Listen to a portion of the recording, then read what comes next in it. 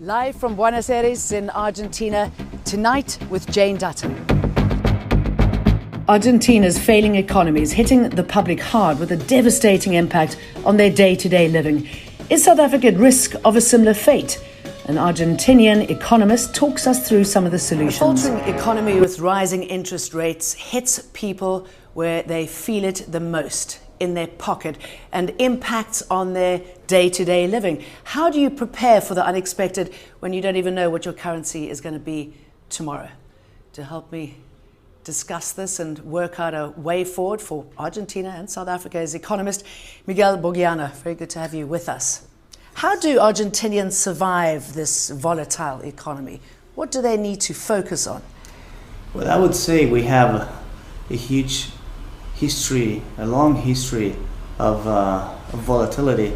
So in many senses, people are already trained. But there's no good answer in the sense that you need to adapt every day, and it's inflation is actually a problem that is a consequence of the volatile economy, of the insecure exchange rate, instability of the exchange rate, and basically from the fact that politicians have for the last, I would say, 70 years done what's not convenient to be done in terms of spending way more than what they collect. So all the difference ends up being supplied by printed money, right? So when you continue printing money because you spend more than what you can collect from taxes, you get the situation of a country like Argentina that continues struggling in terms of things that are no longer a problem in the rest of the world. And printing money, I mean, that's a big warning signal, isn't it, to locals and foreign investors? Absolutely. Locals, well, I would say we have like a very fine radar for detecting each time that the government will have problems. So the expectations of inflation are really, really fast because it's really hard to trick people, you know. When you print money and nobody is aware of that, you can trick them for a while. But if you have already pulled that trick so many times, people are already aware of that. So, but if that trick fails, why is it a trick that the governments keep going back to? Well, that's a very good question, but that's part of our latest history of, I would say, 40, 50 years in which we continue having the very same problems. If you read the newspapers today, and if you read the newspapers from 30 years ago, 40 years ago, you will be astonished to realize that we're talking about the exact same problems. We're completely stuck. Okay, so you say that people suffering the consequences of these policies constantly adapt. How do they adapt? I mean, if you don't know what the currency is going to be worth tomorrow, if you don't know what the inflation rate is going to be, how do you protect yourself? Well, you don't have many ways of doing that. But I would say, for example, that people who can save money, which are very few in this country, honestly, what they do in terms of investments, for example, they pretend to guard themselves with real estate. Sometimes it works, sometimes it doesn't, but they're not planning in making any progress with their savings. They're just trying not to lose money, right? Or sometimes when you have a context of very high inflation, you start buying goods, you start buying stuff, because you know that at least those things, that stuff will be worth something in the future. And those who can afford it, I mean, is there a capital outflow from the country? Does it, you know, are the UK, US bank accounts increasingly attractive for those who've got money here? Absolutely, Switzerland as well. So, and that clearly doesn't help. The government, the state is like a has predatory practices in terms of the extremely high taxes that we now have. So there's a lot of evasion as well. There's a lot of tax evasion, sometimes because that's the only way for some small companies to survive, right? But what went wrong? 3 years ago, the IMF loans have been paid off. Inflation, unemployment was 6%. It's now 9%. Macri promised zero poverty. Now he's gone to the IMF with his begging bowl. What happened? Well, to be honest, I would say the last government, it was 12 years in power. And all the numbers that you were seeing in terms of employment were true, but at the same time were the consequence of the government hiring everybody that was not able to get a job and to put it to work for the government. So if you take a look at the size of the government as a proportion of the GDP, when Nestor Kirchner started his government in 2003, government spending over GDP was 24%. When Christina Kirchner left, government spending over GDP was 44%. So they actually doubled the size of the government. But people had jobs. Well, it's not that people have jobs, it's that you have to continue taxing everybody else for them to keep them in the government. But so the private sector got completely, had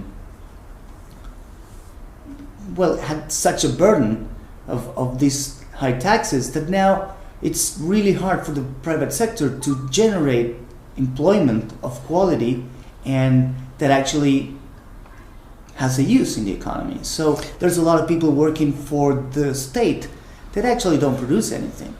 And that is a huge problem. I would say that's probably a good summary of what was going on in the last 15 years. Instead of tackling the problems in the right way, generating growth, well, you just sweep them below the carpet. Okay, can I read a tweet to you? You say, I wish a worse crisis than 2001 so Argentina can reduce the state, taxes and unions. I mean, sort of paraphrasing you here, you sort of said, whatever cost. Well, isn't that a bit radical? I mean, well, why would you? It is. What I was meaning, and obviously that was a time when Twitter was even 140 characters to express an idea. It's obvious that I don't want any crisis or bad time for no one, but our history tells us that you only do what you have to do when there's no other alternative, and that was the spirit of that tweet, right? To finally get to a point in which politicians will have to do the right thing just because there's no alternative. But that's what it seems to be happening, what you are advocating there, the reduction of the state, the targeting of unions. I mean, is that the way forward? And where does it leave Argentinians and their rights? It doesn't look like so much at this point, I would say. But, for example, now that the government has to go to the IMF, well, they end up finally trying to get to fight fiscal deficit. But that's just something that needs to be done. But if you don't have the proper reforms, there's no way the country will be able to grow again. So, I mean, what lessons do you learn from this? And, for example, what could South Africa, who's also facing its own, economic nightmare, fiscal cliff, what can South Africa learn from the mistakes made by Argentina in order not to do the same? It's really hard to learn from a country who's making the mistakes over and over again. But surely it should be telling you what not to do. I mean, can you walk away and say, right, we should stop? Well, I would say raising inflation. I would say that pushing up taxes. It's a global trend. It has been a global trend for the last 20 years, probably, to have the size of a state to grow. But now, for example, here in Argentina, everybody likes to talk about Scandinavian countries, and they claim they have a big state, they have high taxes, and still they have a high quality of life. But if you take a look at them, they're now taking taxes down, and that's what's also happening in many countries of Europe that have been stagnating for the last 10, 15 years.